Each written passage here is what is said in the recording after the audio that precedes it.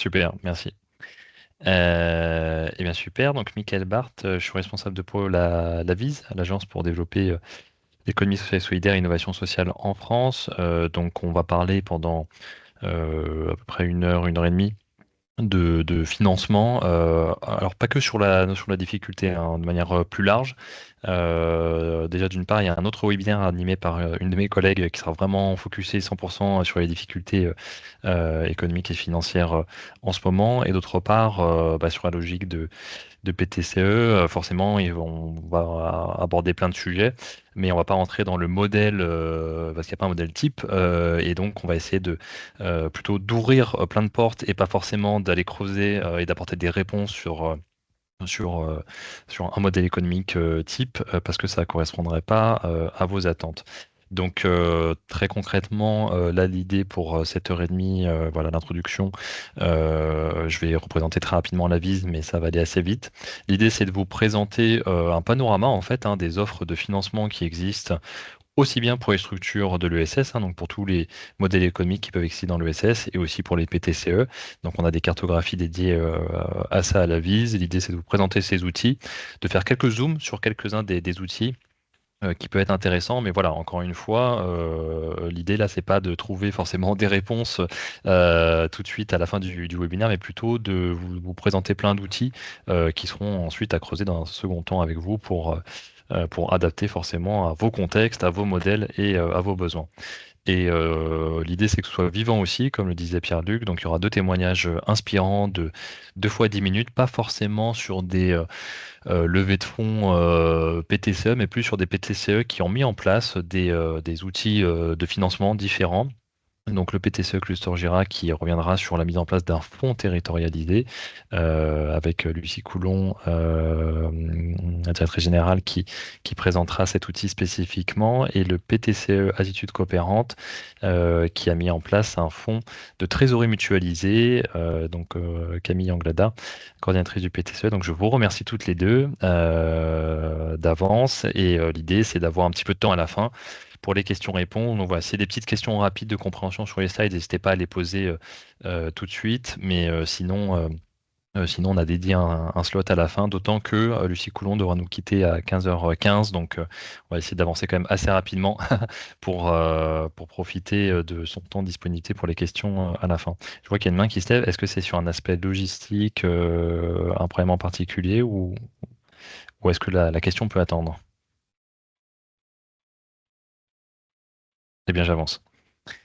Très rapidement, avant d'entrer dans le vif du sujet, donc l'Avise, c'est une agence pour développer l'ESS Innovation Sociale en France. On a une association d'intérêt général basée à Paris, une trentaine de salariés, avec il n'y a pas de petit avis sur les territoires, hein, et donc notre scope d'action il est national pour développer l'ESS par différents moyens que sont les quatre métiers que vous voyez à l'écran, hein. Le premier c'est d'outiller, donc de créer des ressources. On a un portail que vous connaissez peut-être, avis.org, où il y a plus de 800 ressources, hein, pour tout public, hein, des porteurs de projets, des accompagnateurs, des financeurs, voilà, sur tous les sujets liés à l'ESS. On a un métier d'animation de communauté. On anime par exemple le réseau des incubateurs de l'ESS. On a un réseau sur les questions de mesure de l'impact, hein, le réseau Social Value France. Donc voilà, on anime des communautés de professionnels. On accompagne en direct, hein, notamment sur les questions de changement d'échelle. Donc ça, c'est dans mon pôle.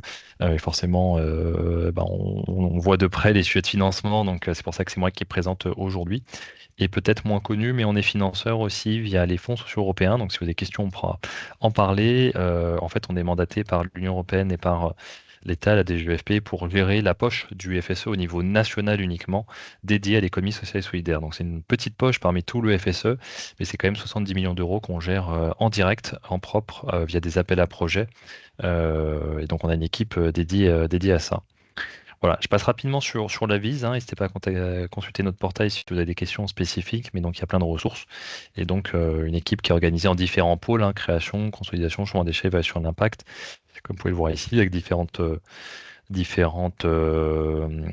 programmes, différents experts sur les différents sujets. Au total, c'est 600 dispositifs de l'accompagnement et des spécialistes qu'on anime au niveau national, encore une fois, et on se repose bien sûr en travaillant en bonne intelligence avec les territoires pour s'assurer que ce ne soit pas hors scope ce qu'on propose.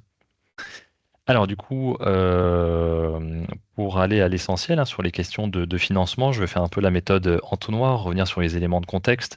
N'hésitez pas à me dire hein, s'il y a besoin d'accélérer ou au contraire de freiner un petit peu, mais ça me paraît important plutôt que de foncer directement sur des éléments de cartographie, de revenir un petit peu sur où est-ce qu'on en est aujourd'hui.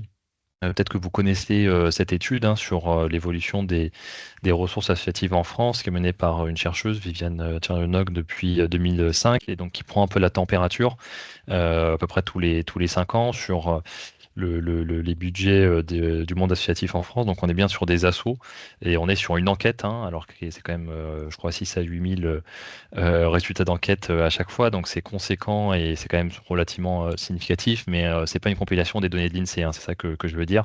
Donc il peut y avoir un petit pourcentage d'erreurs, mais voilà, ça donne quand même une bonne tendance. Et l'ESS étant à 90% des assos, ça donne une bonne tendance globale sur où est-ce qu'on en est, ce qui se passe et l'évolution sur du temps long. C'est ça qui est intéressant, c'est pour ça que j'en fais un point de départ. Et donc, dernière info de disclaimer, c'est qu'on est sur des pourcentages, hein, vous l'aurez vu, et on n'est pas en valeur absolue, donc ça c'est important d'avoir en tête aussi. Et donc, ce qu'on voit rapidement, hein, c'est une hausse des recettes d'activité. Donc tout ça, c'est comme si c'était, c'est comme si la France était, enfin, les associations françaises étaient une seule entité avec un seul compte des résultats, un seul bilan. C'est un peu ça ce que vous voyez à l'écran. Donc ça ne dit pas les disparités hein, qu'il y a entre les tailles des structures associatives, les secteurs d'activité, mais c'est tout aggloméré. Mais on voit bien la tendance sur la recette d'activité, on voit bien la tendance sur les subventions publiques. On voit qu'il y a le mécénat qui augmente en valeur absolue, mais qui reste stable en pourcentage, hein, et de l'autofinancement qui diminue. Alors peut-être sur la partie publique, ce qui est intéressant à noter, c'est qu'en fait, il n'y a pas tant un décrochage entre 2005 et 2020, il y a plutôt un changement du rapport de force, de la nature du rapport de force avec les différentes parties du public, parce qu'il y a une hausse de la partie commande publique, hein, et donc on passe plutôt de plus en plus via des marchés, via la délégation de services publics. Et donc il y a plutôt un rapport de force qui change plus qu'un décrochage complet du soutien de la puissance publique. Par contre, effectivement, en termes de subventions, ça diminue. Peut-être une autre façon de voir ces chiffres-là, donc c'est les mêmes données, hein, c'est juste que le tableau est renversé par catégorie de financement. Donc en haut, vous voyez financement privé, en bas financement public. Et donc entre 2005, on était à 49% de financement privé, en 2020, 48%. Donc il y a même une augmentation en point de pourcentage des financements publics entre 2005 et 2020. Là, par contre, avec des recompositions à l'intérieur, hein, comme vous pouvez le voir, et des petites choses intéressantes. Notamment la partie État qui a décroché un petit peu, collectivité, type département qui ont compensé. Les financements européens, on va y revenir, ça reste stable dans le temps. On nous dit tout le temps qu'il y a de l'argent à les récupérer au niveau européen, on y reviendra juste après. Mais donc, comme vous pouvez le voir, voilà, on n'a pas réussi à augmenter, je dis on de manière très globale, hein, mais d'aller chercher des financements au niveau européen de manière plus significative. Et donc la vente aux usagers, hein, la partie recette d'activité. Donc là, derrière, on touche du doigt les questions d'hybridation de modèles économiques. On voit que c'est qu'il y a quand même une tendance à l'augmentation, hein, avec 32% en 2005, 42%, 36% en 2020. Bon, là, j'ouvre une nouvelle parenthèse. 2020, année Covid, donc un peu particulière. Donc ça, c'est un biais statistique forcément dans la manière, dans ce qu'on voit, les chiffres qu'on voit au tableau. Et l'autre point, bien sûr, c'est que 2020, c'était il y a 5 ans, bientôt 6 ans, et depuis, il y a eu un petit décrochage quand même côté public. Donc, ce sera intéressant d'avoir la suite là et de constater, voir un peu l'évolution lors du prochain travail mené par cette équipe de recherche, mais on le sait déjà depuis 2020, pour le coup, ce qui ne se voit pas dans ce tableau-là, a priori se verra, le décrochage côté financement public, et on a quand même des petits éléments déjà, hein. Il y a différentes enquêtes qui sont menées depuis l'an dernier, là j'en ai pris une, mais il y en a plusieurs. Celle-ci, c'est celle du CESE de l'an dernier, qui a mené une enquête avec quasiment 6000 retours, hein, donc assez intéressant auprès d'associations. Toujours les mêmes questions de biais sectoriels, taille de structure, mais on voit déjà qu'il y a des difficultés structurelles, hein, je pense que vous le savez, mais donc là, ça appuie un petit peu ce propos, notamment question trésorerie, une situation préoccupante au niveau de trésor fonds propres pour un tiers des associations, difficulté à 100% de financer des projets, et puis quelque chose qui ressort vraiment dans l'enquête sur le fait que lever des fonds, bah, c'est compliqué, ça prend du temps, il y a de plus en plus de reports vers du mécénat, mais le mécénat ne peut pas tout absorber. Et vous avez bien vu la tendance, hein, que c'est plutôt stable, même, enfin, c'est en augmentation, mais stable en pourcentage, le mécénat. Donc tout le décrochage qu'il peut y avoir côté public va pas se faire absorber de l'autre côté via du financement privé de type, philanthropie.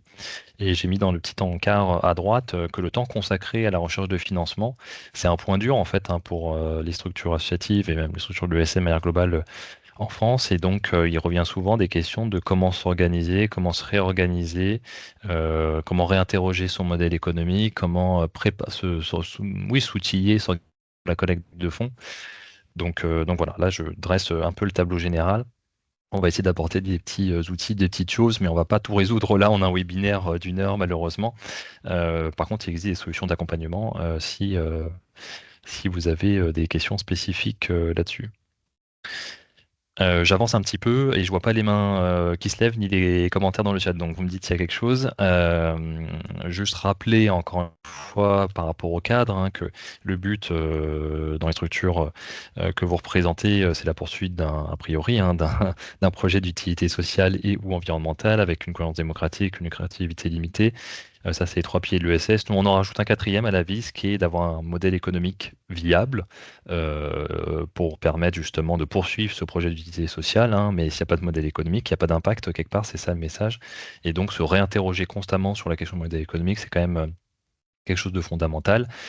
C'est du temps long, hein, c'est pas un quick win en termes de trésorerie pour le dire un peu frontalement, mais c'est quand même un impératif, surtout dans les moments de difficulté comme aujourd'hui, de se réinterroger. Et quand je dis ça, ça veut pas dire aller vers des modèles marchands, hein, pour faire le lien avec ce qu'on a vu avant, mais se réinterroger quand même sur qu'est-ce qu'on peut faire, comment on peut s'organiser, est-ce qu'il faut réduire un peu la voilure ou pas, et donc ça pose la question du modèle économique et de sa viabilité. Là, je reprends un schéma de France Active, hein, qui va un cran plus loin sur cette question de modèle économique, avant de faire la passe sur les questions des offres et ce qui existe pour financer des projets de SS dans leur globalité. Mais donc, je pense que voilà, c'est des éléments un peu basiques, mais d'un modèle économique, il y a trois types de besoins de financement. Le fonctionnement, donc les charges, les salaires, ce qui est opérationnel au quotidien dans le cycle d'exploitation pour gérer votre activité. De l'autre côté, vous avez les investissements, hein, donc les dépenses qui s'amortissent sur une durée conséquente, supérieure à un an. Et dans l'exploitation, il y a aussi les décalages, hein. Les décalages de trésorerie, c'est un point dur. Et forcément, il faut les anticiper au mieux et les gérer au mieux. Et c'est aussi une spécificité dans l'ESS d'ailleurs, notamment du fait des délais de paiement parfois des subventions des payeurs, ça induit un décalage de fait et donc comment on gère ça? Donc voilà, cette question-là, elle n'est pas triviale du tout, mais c'est important de savoir qu'est-ce qu'on cherche à financer avant d'aller toquer à la porte de financeurs parce que certains, voilà, il y a des offres de financement spécialisées en fonction des besoins que vous avez à faire financer. Donc là, vous voyez en bas qu'il y a des ressources, hein, de nature différente entre les fonds propres, la dette, et puis des ressources non monétaires qui permettent d'équilibrer le modèle économique, hein, associatif ou en tout cas euh, social de manière globale. Et donc ça, c'est des besoins et des outils différents à manier en fonction de ce que vous cherchez à faire. Donc premier point, j'enfonce le clou sur des choses qui vont peut-être de soi, mais qu'est-ce qu'on cherche à financer? Bien le penser, bien l'expliquer aussi aux financeurs, ça maximise les chances de réussir à lever des fonds. Euh, Peut-être pour avancer, donc là je vais pas lire tout le tableau, hein, ce serait pas très intéressant. Juste vous dire qu'on sort un nouveau guide méthodologique côté avis sur le financement de manière globale, hein, de projet de ESS. Donc ce tableau est tiré de ce guide-là pour essayer justement de bien réfléchir à son modèle économique et faire l'articulation avec les outils de financement qui existent. Et donc comme vous pouvez le voir, il en existe plein, notamment de manière très segmentée entre cycle d'exploitation, donc le fonctionnement et le besoin de fonds de roulement d'un côté, et l'investissement. Ça se finance pas de la même manière avec des outils différents. Et donc par contre, vous avez des choses où il va falloir jouer un peu sur les deux, sur les mêmes outils pour les deux. Typiquement, les fonds propres, ça sert à tout. Ça sert aussi bien à l'investissement qu'à l'exploitation. Et après, il y a des choses un peu spécifiques, notamment sur les questions de trésorerie, court terme. Il y a des solutions qui existent, hein, facturage, cession de créances, ce genre de choses. Voilà, donc le fait d'identifier un petit peu les outils et les acteurs qu'il y a derrière, c'est une étape indispensable avant d'aller voir ces acteurs-là, et ça vous permet de mieux flécher quelles sont les offres de financement qui sont à manier en fonction de ce que vous cherchez à faire. Alors, c'est pas à vous de faire tout le travail non plus, c'est important de le faire et de le préparer, mais ensuite, les financeurs, normalement, c'est aussi leur métier et leur job de vous conseiller, notamment sur, par exemple, leasing Crédit Bail. Vous n'avez pas à devenir expert du Crédit Bail, mais c'est intéressant de savoir que ça existe, que ça permet de financer de l'investissement. Ensuite, le financeur, il pourra normalement vous aider un peu plus à monter le dossier par rapport à cet outil spécifiquement. Et pour aller plus loin, donc on a une cartographie à la vie sur les offres de financement dédiées à l'économie sociale et solidaire. Donc les PTCE, bien sûr, en font partie de manière à se repérer dans tout ce qui existe, justement. Le tableau d'avant, il peut faire un petit peu peur, mais qu'est-ce qui existe finalement en fonction de mon stade d'avancement? Est-ce que, en fonction de si je suis à l'émergence du projet, à la consolidation, en phase de déploiement, et par rapport à mes besoins, alors plutôt on part du bilan là sur la partie de gauche, donc en haut des subventions, dotations et dons, ensuite fonds propres, quasi-fonds propres et de la dette. Et puis il y a aussi des questions de garantie, il y a des garanties spécifiques, hein, dans le l'ESS qui existent. Et donc là, ce tableau, comme vous voyez dans la légende en bas à gauche, eh ben, on a répertorié qu'est-ce qui existe, qui est dédié aux associations, dédié aux entreprises commerciales, dont les coopératives, dédié aux coopératives, qu'est-ce qui est pour tout le monde. Donc voilà, ça permet de savoir qu'est-ce qui existe et qu'est-ce qui existe pour moi, dans ma situation, pour ma structure ou pour les projets que vous accompagnez en tant que PTCE. Et en fait, à chaque fois, ça donne lieu à des fiches pour aller un cran plus loin. Donc c'est des fiches comme celle-ci, hein. Là, c'est un exemple, mais il y a des fiches pour toutes les cases que vous avez vues dans le tableau. Donc là, c'est sur les prêts participatifs et vous voyez un petit peu la structure. L'idée, c'est pas d'avoir un bouquin. On préfère un bouquin sur les prêts participatifs, mais, mais on peut le faire sur tous les outils. Et là, l'idée, c'est d'avoir l'information de manière rapide et structurée sur qu'est-ce que c'est, présentation de l'offre. Donc là, on est sur des prêts qui sont en fait des créances des derniers rangs, hein, qui interviennent au dernier moment, sans garantie personnelle. Il y a quelques acteurs, notamment France Active, hein, qui proposent des prêts participatifs, mais pas que. Les banques de l'ESS proposent souvent ce type de prêts qui sont des quasi-fonds propres, hein. On est sur du prêt qui rentre quasiment enfin, c'est pas du fonds propre, mais c'est un peu entre les deux. L'État peut en proposer aussi. Donc là, vous voyez ça dans les modalités. Et donc à droite, plutôt les acteurs avec les liens. Et quand on a les infos, on donne les infos sur le rendement qui est attendu. Est-ce qu'il y a du rendement qui est attendu d'ailleurs, ce qui n'est pas forcément le cas en fonction des différents instruments, la durée de remboursement, ce genre de choses. Donc voilà, ça c'est un exemple sur cette fiche, sur cet instrument-là. Et donc la carto permet de se repérer pour vous, pour vos équipes, sur qu'est-ce qui est à mobiliser, préparer vos rendez-vous avec des financeurs, et donc tester un peu aussi, hein, comment vous voulez réorienter votre modèle économique en fonction des offres de financement qui existent. Dans cette cartographie, vous retrouverez aussi des fiches acteurs, hein. Donc, encore une fois, on n'est pas sur un annuaire des acteurs. C'est pas la vocation de cet outil-là, mais c'est, par exemple, là, sur les investissements solidaires, les fonds. Il y a des fonds d'investissement solidaire qui existent. De quoi on parle? Donc, qui sont ces acteurs-là? Donc là, typiquement, hein, c'est ceux qui sont sur de l'épargne, de la finance solidaire, de l'épargne solidaire, avec un label, hein, que vous connaissez peut-être, ça s'appelle Finansol, qui permet de distinguer ces produits spécifiquement. Donc ça vous donne l'information de comment sélectionner ces produits sans tomber. Enfin voilà, il peut y avoir beaucoup de greenwashing, social washing autour de produits financiers. Donc là, on a fait le travail d'essayer de diagnostiquer un petit peu tout ça. On dit quelles sont les structures éligibles et on donne des liens et puis quelques infos aussi d'acteurs qui permettent d'activer ces fonds-là. Voilà, encore une fois, pas version exhaustive annuaire, mais plus rapidement savoir de quoi il s'agit par rapport à tous les instruments financiers dédiés à l'USS et les spécifiques ESS qu'il peut y avoir dans la nature. Peut-être pour aller un cran plus loin sur cette histoire de finances solidaires, on s'était dit avec Pierre-Luc, ça pourrait être intéressant de faire un mini-zoom sur l'actionnariat solidaire. Donc, c'est une des briques qui rentre dans la finance solidaire, qui est en fait le fait de lever des fonds auprès de citoyens directement, donc qui deviennent, ou de citoyens ou d'acteurs intermédiaires, mais qui lèvent de l'épargne citoyenne pour des projets à forte utilité sociale ou environnementale. Donc là, je vous ai mis un petit graphique de FAIRE, hein, qui est l'association qui représente les acteurs de la finance solidaire, de la finance à impact aussi, et qui gère le label Finansol. Et donc, voilà, ces produits d'actionnariat solidaire, finalement, c'est un peu la chaîne de valeur d'épargnants, des gens qui sont ancrés sur les territoires, qui veulent faire attention à leur épargne et comment elle est placée. Donc, ils placent de l'argent dans des produits qui sont labellisés Finansol.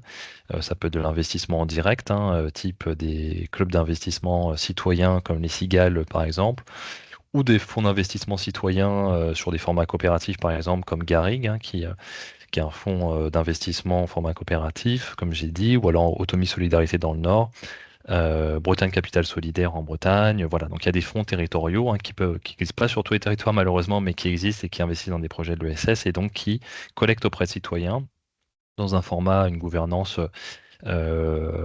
citoyennes et qui investissent ensuite dans les projets. Et donc, voilà, ils font le suivi aussi, alors soit de manière très directe, dans le cas des clubs Sigal, puisque c'est les citoyens qui sont actionnaires de vos structures, soit de manière un peu plus indirecte avec des fonds d'investissement type Garrigue, Autonomie Solidarité, etc. Soit encore de manière encore plus indirecte avec des plateformes de financement participatif type lita.co, SoWeFund, ce genre de choses qui jouent le rôle d'intermédiaire. Donc là, c'est des citoyens, mais qui sont entre guillemets chez eux et ils investissent depuis leur canapé. Donc vous les voyez pas. Il y a peut-être un peu moins le côté proximité territoriale, mais ça permet de lever des fonds de manière plus ou moins significative pour des projets de développement. Et la dernière alternative sur l'actionnariat solidaire, c'est de lancer son propre véhicule, hein. Il y a des projets type Terre de Liens, Énergie partagée, qui ont des produits d'épargne labellisés Finansol, et donc qui vont collecter eux-mêmes de l'épargne citoyenne pour l'investir dans leurs projets. Donc ça, c'est des formats qui sont intéressants. Par contre, c'est encadré, heureusement, en France. Il y a des autorisations AMF à aller chercher en fonction des montants de levée. Donc voilà, là-dessus, j'en dirai pas plus parce que je suis pas compétent pour répondre sur ces sujets de protocole. Mais FAIRE, l'association, a fait tout un guide pratique là-dessus. Donc si c'est un schéma que vous voulez auquel vous voulez réfléchir. Il y a un guide pratique qui existe sur l'actionnariat solidaire et notamment sur ces levées de fonds en créant des véhicules de collecte dédiés. Et FAIRE est à disposition, je pense, pour répondre plus en détail à ces questions-là. Deuxième zoom sur les fonds européens, parce qu'on en parle beaucoup. Il y a aussi pas mal de mythes autour des fonds européens. Donc c'est pour ça que, enfin, mythes et peut-être idées reçues. Donc c'est pour ça qu'on a sorti cette cartographie il y a maintenant un an à la Vise, qui répertorie en fait les différents fonds qui existent via des financements européens qui sont catégorisés. Alors, c'est pas la même entrée que la cartographie d'avant parce qu'on a voulu rentrer par les entrées justement de l'Union européenne de manière à coller le plus à leur vision à eux. Et donc, vous avez en gros deux catégories de fonds, hein, les fonds structurels qui sont en fait délégués et gérés par les États membres en direct et les fonds appelés sectoriels. Donc, ça, c'est les fonds structurels. Et de l'autre côté, les fonds gérés par l'Europe en direct. Ça, c'est les fonds sectoriels dans le jargon européen. Et pour aller très rapide, les fonds sectoriels, les fonds gérés par l'Europe, c'est plutôt des fonds où il faut répondre en consortium à plusieurs pays, entre structures de différents pays, parce que c'est le jeu de l'Europe justement pour créer du lien, de l'interconnaissance, etc. Donc voilà, c'est une des premières entrées. Et ensuite, l'autre entrée de l'Europe, c'est des grandes thématiques, hein, des domaines d'intervention. Donc là, vous voyez les différents fonds qui existent sur différentes thématiques et on a repéré donc est-ce que ces fonds-là sont possibles en réponse individuelle? Est-ce que c'est forcément en consortium avec des acteurs d'autres pays, donc de manière à vous faciliter la prise d'informations en fonction de ce que vous recherchez. Donc là, c'est pareil, je ne vais pas tout présenter, ça n'aurait pas beaucoup d'intérêt, juste faire le zoom sur trois fiches, hein. Donc, encore une fois, c'est la même chose, présentation de l'offre, quelles sont les structures éligibles. Lorsqu'on a l'information, les modalités montants proposés, c'est quoi le ticket moyen, comment ça se passe, est-ce qu'il y a du cofinancement, donc on a essayé de répertorier cette information, et quelles sont les actions éligibles. Et donc là, très concrètement, en France, donc il y a du Fonds social européen, j'en ai parlé au début, dont on gère une des poches du FSE sur l'économie sociale et solidaire, mais il y a aussi, donc ça c'est dans le jargon, hein, désolé si c'est un peu jargonneux, la priorité 4, mais il y a aussi une priorité 6 du FSE qui est dédiée à l'innovation sociale. Donc ça, vous avez peut-être vu passer qu'il y a eu un appel à projet national sur ces questions-là, dédié aux questions d'inclusion active. Bon, appel à projet national, ça veut dire qu'il faut être sur une structure nationale, hein, ou d'envergure, ou qui souhaite avoir une envergure nationale, ce qui peut être un peu contradictoire avec PTSE, donc pas forcément le plus intéressant pour vous. Mais sachez qu'il existe des appels à projets de l'État sur cette priorité à l'innovation sociale gérés par l'État déconcentré, donc au niveau des DREET, DREET en Île-de-France. Et donc là, c'est des appels à projets. Certains sont sortis, d'autres sont à venir, hein, c'est ça, bon, sous peu a priori.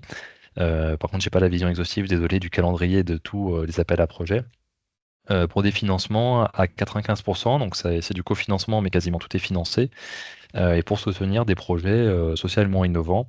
Alors derrière socialement innovants, par contre, chaque territoire met un petit peu sa sauce. Donc on a vu, je peux vous dire, dans les appels à projets qu'on a vu passer, il pouvait y avoir du renforcement de structures, de la consolidation. En Ile-de-France, AMU finançait votre thèse et vos travaux de recherche sur l'innovation sociale, par exemple, mais c'est pas le cas dans tous les territoires. Donc voilà, là, il faut être en veille sur les appels à projets dans un territoire et le bon site. Alors nous, on repère ça côté avis, mais sinon, c'est le site du FSE où vous pouvez classer par type de priorité. Donc vous pouvez mettre une veille sur la priorité 6 et voir ce qui tombe sur votre territoire en cas où il y a des appels à projets intéressants.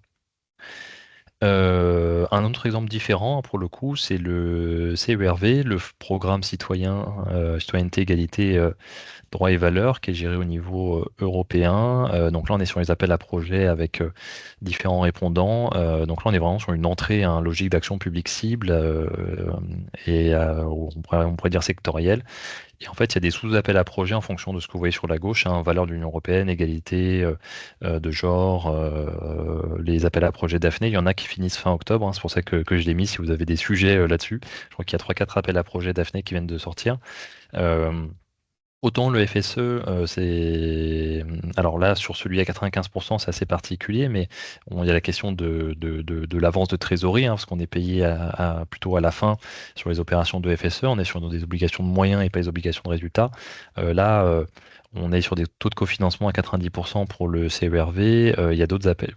Enfin, il y a d'autres fonds où on est sur des préfinancements plus importants. Donc, pas tous les projets, pas tous les financements européens sont de la même nature et certains sont plus facilitants que d'autres en termes de trésorerie. Donc c'est pour ça que je vous mets différents cas de figure et c'est important, intéressant de regarder au cas par cas parce que la structure des financements peut être assez différente d'un appel à projet à l'autre. C'est le cas de Erasmus+. Je vais assez vite encore une fois, mais vous avez accès à tout ça gratuitement, en libre accès sur Avispang et je peux vous envoyer le lien après. Erasmus+, je le mets parce que pour information, Erasmus, c'est pas que les étudiants qui voyagent avec des bourses scolaires pour aller étudier à l'étranger. Ça finance aussi des programmes de formation pour adultes. Ça finance des projets exploratoires de formation professionnelle. On a quelques exemples documentés sur le site de la VISE, hein, notamment des projets d'éducation populaire qui ont été financés via Erasmus+. Alors par contre, on est sur le jeu de l'Europe, hein, donc il faut qu'on monte des consortiums avec d'autres partenaires, mais on peut aider à monter des consortiums et je vous donne l'info. Enfin, premier point. Deuxième point, on est sur des tickets moyens qui sont pour des projets de découverte autour de 30-40 000 euros. Des projets plus conséquents, ça peut être un demi-million d'euros quand même, hein, sur Erasmus+, avec un préfinancement, je crois qu'il va jusqu'à 80%, hein. Donc voilà, en termes de trésorerie et de suivi administratif, c'est quand même beaucoup plus léger que d'autres types de financement. Et la dernière info, pour les avoir rencontrés récemment, ils n'arrivent pas à tout dépenser, ils cherchent des projets, et notamment des projets de l'ESS, parce que ça colle bien avec la philosophie de ce qu'ils cherchent à financer. Donc je crois que là, c'est en ce moment justement la période de recrutement, mais en tout cas, ils nous ont fait passer le message qu'ils cherchaient des projets de l'ESS. Donc voilà, c'est pas, pour revenir à ce que je disais avant, en fonction de votre modèle économique, c'est pas ça qui va vous aider si vous êtes dans une situation de trésorerie, de consolider les fonds propres, par exemple. C'est pas ça qui va forcément vous sortir l'épingle du jeu, mais il y a quand même des opportunités, des choses à aller chercher pour des projets en plus, pour des projets peut-être qui étaient dans les cartons, des choses à développer via ces fonds sectoriels européens. Avant de passer aux exemples, juste revenir parce que vous avez bien vu dans le CESE que un des points durs, c'était les bonnes pratiques pour aller rechercher des financements. Donc on les a listés un petit peu ici. Ils sont plus détaillés dans le guide qui va paraître d'ici quelques semaines sur la vie, sur le financement de projets ESS. Donc il y a des choses qui vont sans dire, mais ça va mieux en le disant. Donc vous avez ici des bons conseils sur à la fois la partie amont, c'est-à-dire cibler, repérer les financeurs. Donc un tableau de bord, hein. Avoir un tableau de bord, il y en a qui se plaignent sur Internet, on a des exemples dans le guide pour bien s'organiser, réussir à sanctuariser, rationaliser le temps que vous y passez, hein, jusqu'où je vais, où est-ce que je m'arrête en termes de temps que j'aille consacrer pour lever des fonds. Ça, forcément, c'est une bonne pratique. Repérer des financeurs qui ont une fibre avec votre thématique et qui sont dans l'ESS, bah, ça, c'est la cartographie, hein, les cartographies qu'on vous a présentées, qui servent à ça et éviter de s'épuiser, aller essayer de convaincre des financeurs qui ne sont pas forcément dans la même fibre et ADN que vous. Travailler, vous entourer, hein, travailler avec des partenaires, vos fédérations, vos acteurs, vos associations proches pour vous aider. Et peut-être une fois le projet repéré, dans les bons conseils, la proactivité, ça c'est quelque chose qui revient souvent, notamment des financeurs. Ne pas attendre le dernier moment que tout le projet soit ficelé. On a toujours envie que tout soit carré avant d'aller voir le financeur, mais en fait, aller voir un financeur assez tôt, ça permet déjà d'intégrer ses retours pour s'assurer de maximiser les chances que le projet réponde à ses attentes. Aussi d'intégrer son calendrier, hein. S'il y a un appel à projet qui est annuel, c'est bien de le savoir le plus tôt possible. Et souvent, les financeurs voilà, ne s'arrêtent pas à une première présentation un peu V0, version martyr. Ils peuvent être de bons conseils aussi, justement, comme on disait tout à l'heure, sur les outils. Peut-être que vous avez identifié un outil, pense à un autre outil, et ça peut faire effet levier ou effet domino avec d'autres financeurs. Euh, un bon conseil qu'on donne souvent, c'est de repérer quand vous avez un financeur en cible, bah, les projets qu'il a déjà financés, et peut-être contacter hein, les autres associations et les autres projets qui ont été financés par ce financeur. Ça permet de vérifier la qualité entre guillemets du financeur, la compatibilité avec vos valeurs à vous, et d'avoir les bons tuyaux, hein, mais très pragmatique sur qu'est-ce qu'a fait mouche par rapport au financeur, qu'est-ce qui a fait qu'il a déclenché l'action de financement. Ça, c'est un bon conseil aussi qu'on peut partager. Voilà, je brosse de manière très large encore une fois. Dans le guide, il y a plus d'informations, mais c'est un peu les choses qui reviennent très souvent en termes de bonnes pratiques de recherche de financement. Et encore une fois, ce n'est pas exhaustif. Pour terminer, et comme ça on passe aux témoignages inspirants. Donc là, vous avez les liens, je vous envoie les slides sans problème après. Pour la cartographie des offres de financement, c'est sur les offres de financement européens. On a un guide pratique sur le FSE. La vie touche du FSE depuis sa création, hein, depuis plus de 20 ans, donc on est nous-mêmes très au fait des bonnes pratiques et de ce qu'il ne faut pas faire aussi par rapport aux fonds sociaux européens. Donc dans ce guide, on a capitalisé sur notre propre expérience, hein, donc c'est gratuit à libre disposition. Et sur l'actionnariat solidaire, voilà, j'ai juste ouvert une brèche, mais si ça vous intéresse, il y a un guide pratique fait par FAIR, l'association qui regroupe les investisseurs solidaires et impact sur le sujet. Et donc, je passe la parole tout de suite à Lucie Coulon pour nous parler de la mise en place d'un fonds territorial avec le cluster Jura. Merci beaucoup, Michael. Et c'était intéressant de revoir toutes ces ressources. Ça m'a aussi rappelé qu'il y a d'autres fonds qu'on n'a pas explorés du côté de Cluster Jura. Donc en 10 minutes, je vais juste, c'est pas du tout une solution miracle pour les PTCE qui peuvent être en difficulté. C'est vraiment un outil complémentaire qu'on a pu développer sur notre territoire. Donc 2 mots d'abord sur Cluster Jura. On est un PTCE qui est labellisé depuis 2014, donc ça fait un peu plus de 10 ans qu'on existe sur un territoire plutôt rural, dans le Jura, à l'échelle d'un pays, le pays lédonien, et on est un PTCE plutôt généraliste qui s'appuie sur les 3 fonctions socles d'un PTCE, de l'animation territoriale, de l'ingénierie de projet coopératif et de la R&D sociale. On est, par rapport aussi à ce qui a été présenté, on est une fabrique à initiative en Bourgogne-Franche-Comté avec le labellisé par le générateur Bourgogne-Franche-Comté. Et pour dire 2 mots aussi de notre modèle économique, on est aujourd'hui sur un ratio plutôt 70% de fonctionnement de subventions publiques et 30% de fonds privés. Donc on a voilà, aujourd'hui une forte dépendance au financement public, aux subventions publiques, ce qui est forcément quelque chose qui nous a beaucoup questionné avec ce qu'on voit aujourd'hui. Et on a commencé à se dire que c'était pas forcément une fatalité, qu'il fallait qu'on le travaille et que peut-être une partie des réponses, eh bien, elle peut se trouver dans tout ce qui a été présenté plutôt au niveau national, mais peut-être qu'aussi une partie des réponses, on peut le penser en local avec les ressources de notre territoire, puisque Le parti pris du PTCE, c'est de s'appuyer sur les ressources du territoire pour faire naître des projets, mais ça peut aussi être de s'appuyer sur les ressources du territoire pour les financer. Donc, à peu près il y a 3 ans, on a commencé à réfléchir à la création d'un outil qui nous permettrait de capter ce qu'on appelle de l'épargne territoriale. Pas tant l'épargne citoyenne dans notre cas. Le PTCE était très, très en lien avec les entreprises, PME et entreprises industrielles de son territoire. Donc, on a plutôt voulu orienter la réflexion vers comment capter l'épargne et en tout cas la possibilité de capter du mécénat de la part de ces entreprises et pouvoir à la fois le redistribuer à des porteurs de projets qui sont encore en émergence. Mickaël nous a présenté un tableau. On a bien vu que dans la phase d'émergence, les fonds disponibles pour venir soutenir nos porteurs de projets, il n'y en a pas beaucoup. Donc le premier objectif, c'était de venir soutenir ce que nous, on appelle donc des expérimentations.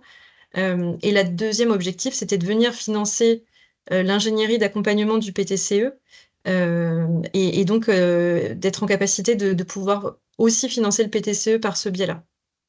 C'était les deux objectifs.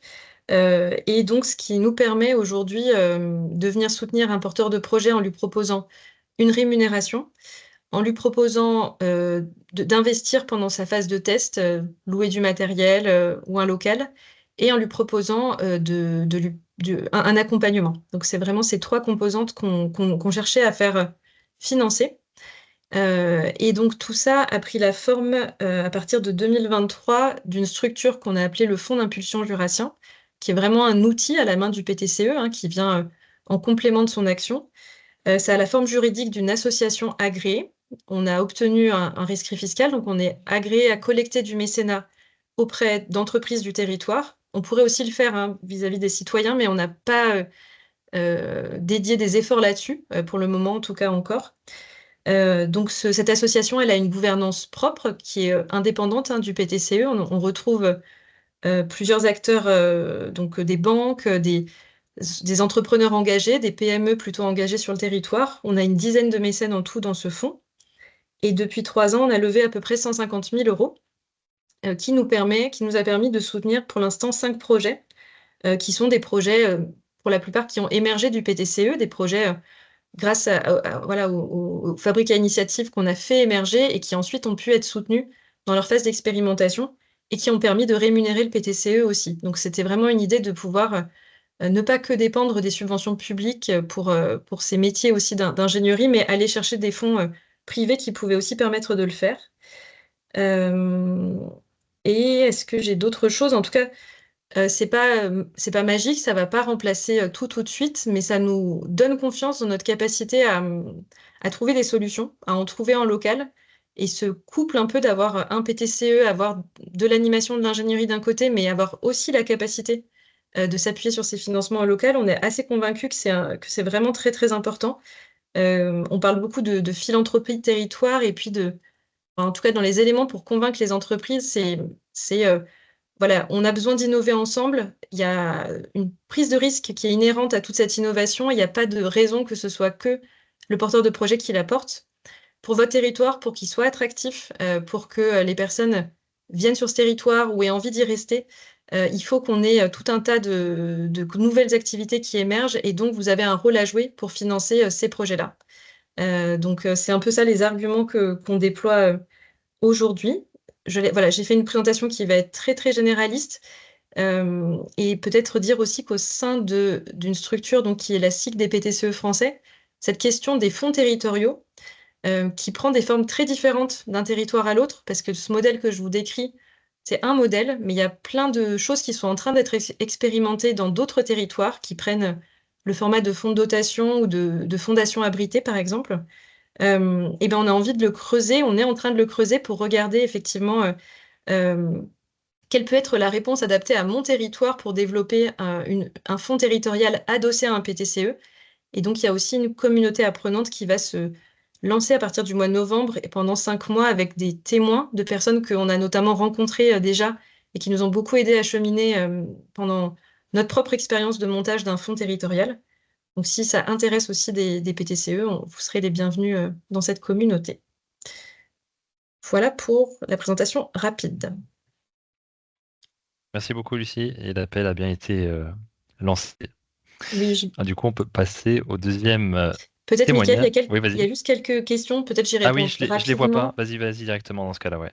Il y avait quelle est la taille des entreprises mécènes? En général, effectivement, on a soit des PME, voire des ETI. Donc, on est quand même sur des entreprises où il y a, pas mal de salariés et la plupart ont déjà des politiques quand même mécénat, déjà en place et elles ont l'habitude de soutenir, soit de la culture ou soit du sport sur leur territoire et donc nous, on leur ouvre la porte en disant: «Vous pouvez aussi soutenir des projets qui vont faire, bouger votre territoire». Donc voilà, je voulais juste rajouter ça et puis je mettrai dans le chat pour ceux qui veulent creuser, le lien.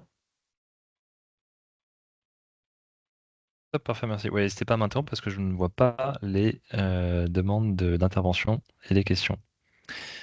Je propose de Pardon, passer. Ah il y a bah, encore bah vas-y. quelqu'un, il y a Rodolphe qui a posé une question, enfin qui veut lever la main. Ok. Désolée Mickaël, je te Non, coupe, non, mais tu fais bien, tu fais bien, c'était ma demande. Rodolphe, Non, juste j'ai une question pour Lucie. En fait, le Cluster Jura, donc c'est une association, c'est un autre statut juridique? c'est une bonne question, c'est vrai que j'ai pas présenté ça. On est une SIC en statut. Non, ben, en fait, voilà, c'est pour ça ma question, parce que le PTCE, moi je représente le PTCE des Nains-Carvin dans le Pas-de-Calais. Oui, On est une association, mais on envisage de passer en SIC. Et oui. du coup, on se pose la question justement d'aller chercher du mécénat. Et du coup, quel est le lien entre l'association et la SIC? Il y en a pas juridiquement aujourd'hui. Enfin si, pardon, on est la SIC, elle est membre fondateur de l'association agréée du Fonds d'impulsion jurassien. Donc on a un statut membre fondateur. On peut nommer les administrateurs, mais on ne participe pas au conseil d'administration et à la gouvernance de l'association. Donc il y a un D'accord. lien qui est très ténu à cet endroit-là, qui fait que le but est pas que l'outil échappe au PTCE complètement, et en même temps, il doit rester bien, indépendant puisque, voilà, c'est vraiment la différence entre une SIC qui est d'intérêt collectif, de ses membres, là où l'association agréée, elle est dans le champ de l'intérêt général. Donc on n'est pas dans le même champ, il faut pas le mélanger. Ouais, bah, d'où ma question, l'importance de bien comprendre comment ça se sépare. Merci Ouais, beaucoup. j'avais oublié effectivement de préciser notre statut à nous. Et c'était aussi pour ça, parce que nous-mêmes ne sommes pas éligibles, au mécénat, qu'on a voulu créer un outil à côté. ouais, merci pour la question, la précision. Effectivement, dans l'échange préparatoire qu'on a eu, Lucie, tu parlais du rescrit, tu l'as redit ici, mais donc c'est bien l'action qui fait l'objet du rescrit et de ce que tu m'avais dit, il y a eu un accompagnement juridique hein, justement sur ces aspects-là pour que ce soit bien bordé et Absolument. c'était important. Enfin, avant de se lancer là-dedans, effectivement, je conseillerais à tout le monde de se faire accompagner juridiquement pour border les statuts et la demande de rescrit, avant de commencer à lever des fonds sur son territoire, sous ce régime-là. Et juste une dernière question, là, c'est plus pour le CORAS. L'accompagnement juridique, ça peut être par rapport à cette partie-là, d'essayer de voir comment constituer les statuts de la nouvelle SIC, etc. Alors, ça peut effectivement être un accompagnement de premier niveau sur cette question-là. Et en fait, ce que proposent nos juristes, c'est de bien périmétrer le besoin d'accompagnement sur la thématique juridique et après d'orienter vers des acteurs idoines pour répondre à cette problématique-là. Parce que les créneaux jury PTCE, c'est vraiment c'est une demi-journée d'accompagnement. C'est pour vraiment orienter, donner des premiers éléments de réponse, recaractériser bien le besoin, le formaliser. Et après, ou elles peuvent y répondre, ou alors elles orientent vers quelqu'un d'autre. Mais en tout cas, c'est tout à fait possible, effectivement, de les solliciter sur ces sujets-là. Merci. Et donc je propose qu'on passe au deuxième témoignage avant de rentrer plus dans les questions-réponses. Donc de Camille Anglada, merci pour la disponibilité de Attitude coopérante sur un outil différent, lui, la mise en place d'un fonds de trésorerie mutualisé. Camille, c'est à toi. Merci. Bonjour à tous et à toutes. Le PTCE Altitude Coopérante, il est né en 2018. Il a été sélectionné PTCE en 2021 et financé en 2022. C'est né de l'envie de plusieurs acteurs du territoire de pouvoir accompagner les structures de l'économie sociale et solidaire et de renforcer un peu leur outillage surtout. Parce que le constat a été fait que c'était beaucoup de petites structures un peu fragilisées. Donc, il y a plusieurs outils qui ont été développés. un annuaire en ligne, un espace de partage, d'échange de matériel, des ressources aussi pour aider sur la communication, sur ce qui s'est retrouvé dans les financements. On fait d'ailleurs référence au document de la VISE, mais aussi comprendre les différents accompagnements qui existent sur le territoire. Et le dernier outil qui a été développé à ce moment-là, c'était le fonds de trésorerie mutualisé. Donc là, c'est venu du constat que beaucoup de petites structures associatives n'arrivaient pas à soit passer un cap ou aller chercher des financements par manque de trésorerie. On a pu voir de manière ponctuelle des assos qui se connaissent et qu'il y en a une qui prête à l'autre. Et donc l'idée, c'était d'un peu généraliser cette solidarité. Et donc là où il y a des structures de l'ESS qui ont de la trésorerie dormante, puissent la mettre à disposition pour des petites assos. Alors, on a ouvert ce fonds de mutualisation que pour les petites assos parce qu'en gros, c'est un peu un trou dans la raquette. On ne vient pas remplacer le travail de France Active, on ne vient pas remplacer les banques. On vient vraiment là où aucune solution financière n'existe ou alors on peut compléter. Dans ce lancement, on était d'ailleurs en partenariat avec France Active. Et du coup, ce fonds de trésorerie mutualisé, c'est des structures de l'ESS, donc ce n'est pas que des associations, hein, ça peut être des coopératives, des SCOP, etc., peuvent mettre entre 1 000 et 5 000 euros dans le pot commun. Et du coup, c'est prêté pour une durée de 2 ans. Et au bout des 2 ans, soit la structure récupère son argent, soit elle rallonge. Si elle souhaite récupérer avant, on n'assure pas la disponibilité des fonds directement, mais on s'assure que ça puisse être fait rapidement. Actuellement, on a 20 structures abondeuses pour un fonds de 49 000 euros. On a fait le choix de ne pas aller au-delà de 5 000 euros d'abondement parce qu'on aurait des structures, notamment des têtes de réseau qui pourraient mettre plus, mais on ne veut pas être dépendant de quelques structures qui pourraient retirer tout d'un coup leur abondement et du coup qui déstabiliserait un peu l'outil, alors que là, ça permet une sorte de stabilité d'avoir une multitude d'acteurs, même si ça alourdit un peu la gestion. Et surtout, ça permet aussi à des petites structures de pouvoir participer à leur hauteur. Ce fonds, du coup, l'idée, c'est de pouvoir mettre de la trésorerie à disposition pour des structures, des structures associatives. Et donc là, on peut aller de 1 000 à 9 000 euros d'avance de trésorerie. L'idée a été aussi de faire un outil assez léger et souple pour l'analyse du dossier. Ce n'est pas encore un énième dossier qui dure des mois, etc. Et c'est vraiment pour venir en complément de ce qui existe déjà. Et du coup, il y a une petite analyse financière qui est faite. Après, il y a un comité d'attribution qui est, lui, constitué de membres du CA de l'activité coopérante, de structures, de représentants des structures abondeuses. Et on a des spécialistes, qu'on appelle nous des spécialistes du monde de l'ESS, et on a des banques aussi. On a 2 banques qui peuvent être présentes lors de ces comités d'attribution. On fait des prêts, là, la majeure partie, on a prêté à 7, on est en train de faire la 7e association. La majeure partie, on a prêté 9 000 ou 6 000 euros sur 1 à 2 ans. Et en fait, pratiquement toutes, c'est du relais de subvention, et notamment du relais de subvention leader.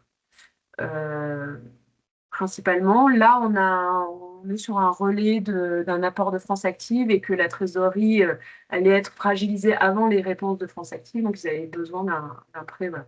Du coup, ça permet, pendant l'analyse, en fait, on s'est rendu compte de plusieurs choses. Ça permet d'outiller des fois les associations de tableurs, d'analyse, etc., de renforcer des projections qui ont été faites. Et donc ça, c'est vraiment des retours des porteurs de projets.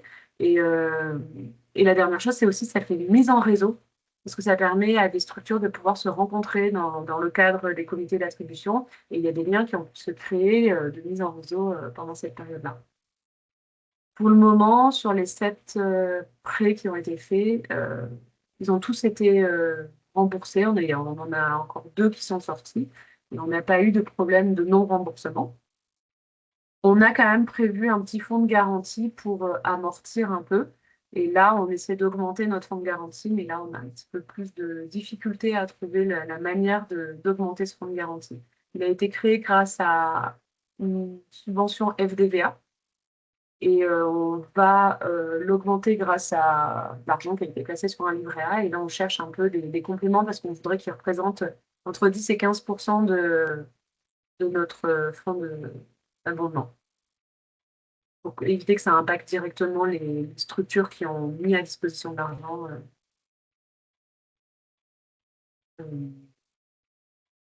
Voilà, je crois que j'ai résumé le fonds mutualisation. Top, super. Un grand merci Camille. Bon, on arrive au bout de la partie présentation descendante du webinaire et il nous reste, je vais regarder l'heure tout de suite, il est 15 heures, donc une bonne vingtaine de minutes ou même jusqu'à la demi, hein, c'était dit, sauf pour Lucie qui était dans un quart d'heure, si jamais il y a des questions-réponses. Donc je vais quitter le partage tout de suite et on peut avoir un temps d'échange.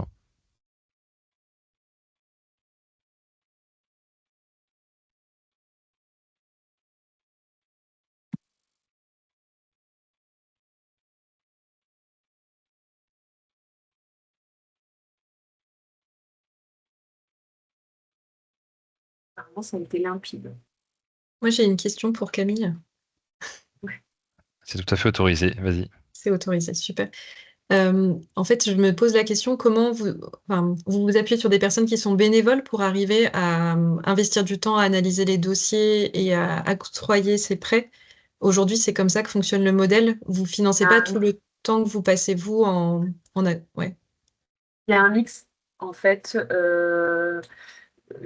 Là, on est plusieurs structures. Les structures du conseil d'administration, il va y avoir plusieurs personnes qui vont être formées pour faire ces analyses. Ok. Donc, il y a un mix des bénévoles et des salariés de structure. On a aussi quelques ressources de personnes à la retraite qui sont OK pour nous faire des analyses et qui font partie du comité d'attribution, qui du coup, dans ce cas-là, se retirent du comité d'attribution pour pouvoir faire ces analyses.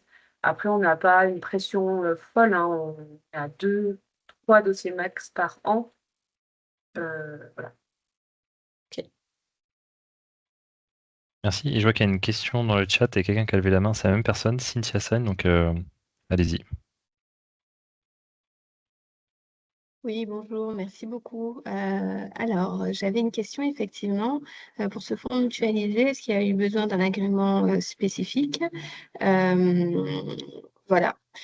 Et effectivement, alors je ne crois pas avoir entendu parler de garantie pour les structures abondeuses. Si jamais il y a une difficulté, comment ça se traduit?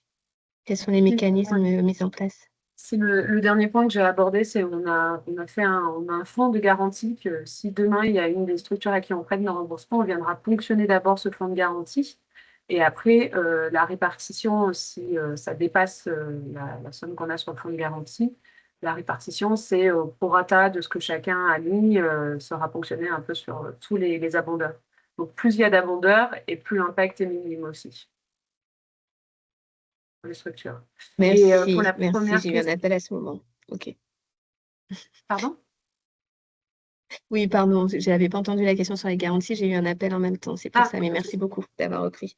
Et pour le côté, du coup, une association spécifique a été montée pour avoir un compte en banque spécifique pour récupérer cet argent, etc. On a eu un cahier des charges qui définit vraiment tout le fonctionnement et tous les documents qui ont pu être élaborés, que ce soit pour le fonds de garantie, mais aussi parce que dans nos autres outils, on a eu ce besoin-là. On s'est fait accompagner juridiquement et donc tous ces documents ont été relus par des juristes et validés. Sur le montage aussi, pourquoi on s'est positionné sur des petites assos, etc. Ça a été aussi validé côté juridique. On s'est reposé récemment la question de savoir si on n'allait pas vers d'autres structures. Et vraiment, on a conclu que on était à la bonne position à cet endroit-là. Et on est en complément des banques aussi. Ça arrive qu'on intervienne complémentairement aux banques et les banques sont OK avec ça, enfin en tout cas celles qui travaillent avec nous, sur le fait qu'il y a un premier rapport qui soit fait par le fonds de trésorerie et eux complètent parce que souvent, les porteurs de projets ont besoin de plus. Et la dernière chose que j'ai pas dite, c'est on n'a que 7 structures qu'on a accompagnées, mais on a reçu plus de 30 associations qui ont demandé aussi fonds de mutualisation. Bon, alors au début, il y en a beaucoup qui pensaient que c'était une subvention, donc quand ils ont compris que c'était pas une subvention, ça ne les intéressait pas.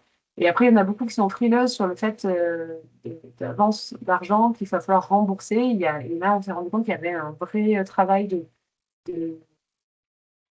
de pédagogie sur les différents outils financiers qui existaient à disposition des structures. Il y en a qui les saisissent très vite et qui savent très bien les faire, mais beaucoup de structures associatives n'osent pas euh, le prêt ou l'emprunt. Voilà. Et après, il y en a, on les a réorientés vers des solutions plus adaptées. Des solutions France Active, on arrive à négocier avec les banques un découvert grand, autorisé, etc. Merci beaucoup.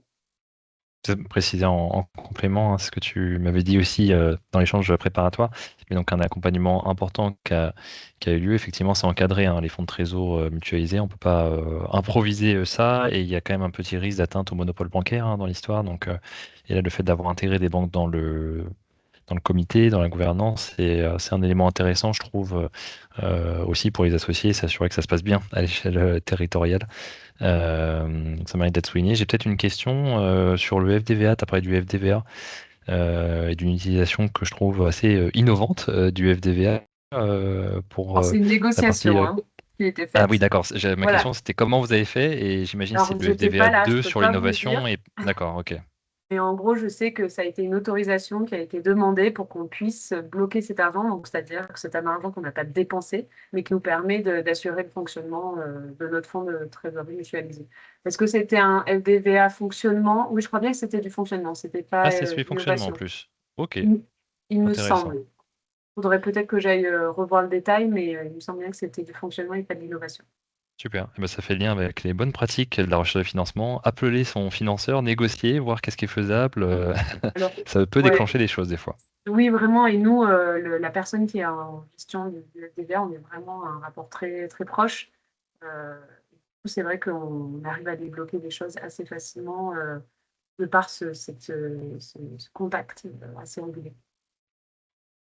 Super, merci. Je voulais juste préciser aussi pour toutes les structures de l'ESS qui sont employeuses, donc au moins un salarié, que ce soit association ou tout statut, le dispositif local d'accompagnement, le DLA, qui existe sur tous les territoires, permet d'accompagner sur la mise en place d'outils de pilotage financier, faire un diagnostic, trouver des solutions. Voilà, donc ça, c'est une solution qui existe pour vous, pour les structures que vous accompagnez, et qu'il ne faut pas hésiter à solliciter si vous ne connaissez pas déjà.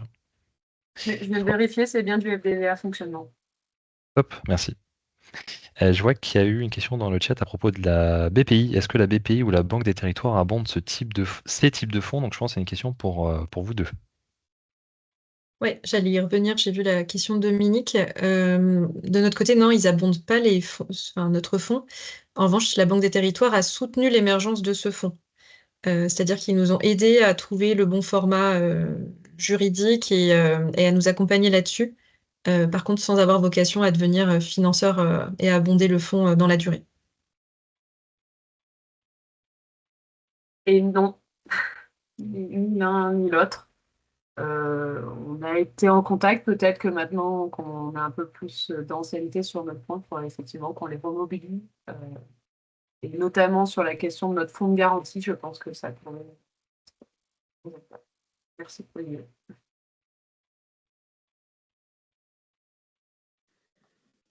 Est-ce qu'il y a d'autres questions ou des remarques, Oui, bonjour. J'ai une question, Jérémy Copart, en société coopérative d'intérêt collectif en Haute-Loire. On a également, nous, un projet de création de fonds de dotation territoriale. Alors, ma question, c'est pour Lucie. Vous avez indiqué tout à l'heure que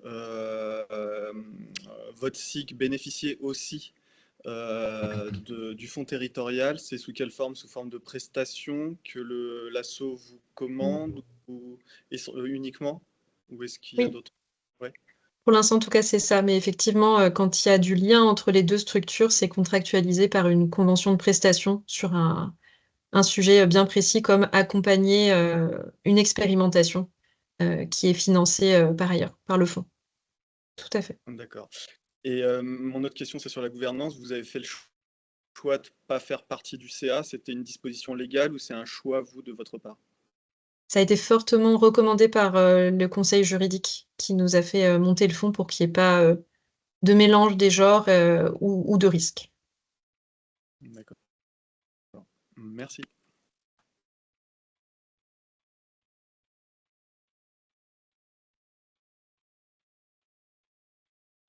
Alors, il est 15h10, on peut encore prendre quelques questions s'il y en a. Si on n'a pas, on peut aussi s'arrêter là, bien sûr, mais je laisse quelques minutes, 1 ou 2 minutes, si jamais quelqu'un d'autre a une question ou veut intervenir, hein, s'il y a un complément d'infos ou d'autres financements innovants mis en place et des témoignages à apporter, ça peut être intéressant aussi.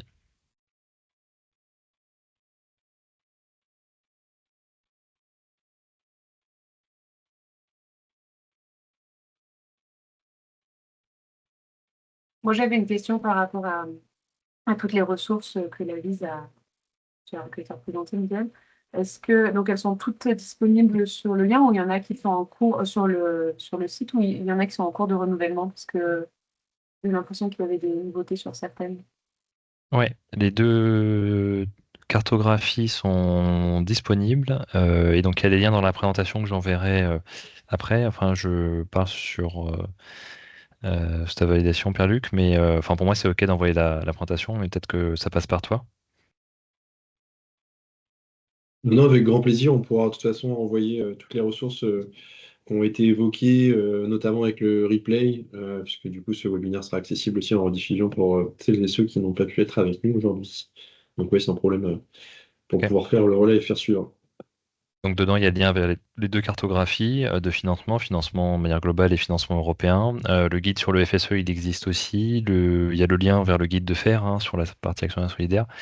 Et ce qui n'est pas encore disponible, c'est un guide méthodo plus large sur le financement de projets de SS qui est en cours de maquettage. Voilà, comme ça vous saurez tout et qui sera disponible dans un mois a priori, donc mi-novembre, et donc qui reprend un peu les bases hein, de comment monter son projet de financement, le lien entre modèle économique et stratégie de financement, plein de bonnes pratiques avec pas mal d'illustrations verbatim, cas concrets apportés par des financeurs et des projets.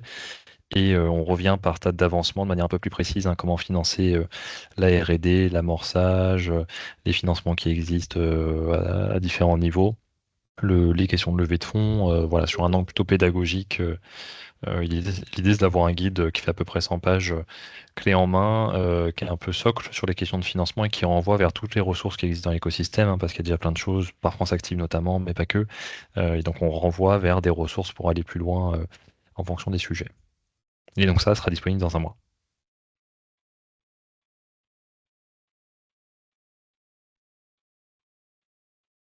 Ok, bah, s'il n'y a pas d'autres questions, je vois qu'il y a beaucoup de... merci beaucoup. À bientôt dans le chat. Peut-être qu'on peut clôturer maintenant. Pierre-Luc, je te repasse la main. Je sais pas si on, si on clôture plus tôt. Bah écoute, s'il n'y a pas forcément d'autres questions ou échanges, on peut effectivement terminer. Un grand merci à toutes et tous d'avoir été présents. Un grand merci à nos 2 témoins. Merci Lucie et Camille, et PTCE Cluster Jura Sud Coopérant. C'est toujours riche d'avoir des témoignages, des illustrations de PTCE. Toute l'offre du dispositif se repose sur le pair à pair et du coup sur ce que font les PTCE sur les territoires. Merci à toi, Michael, aussi pour l'animation et du coup tout le contenu apporté en début de webinaire. Et puis, bah, je vous dis à très bientôt. Au plaisir de pouvoir poursuivre et échanger ces sujets. Merci à vous. Très bon Super. après-midi. Eh bien, merci Merci tout à le vous. monde. Belle journée. Au revoir. Au revoir. Au revoir. Au revoir.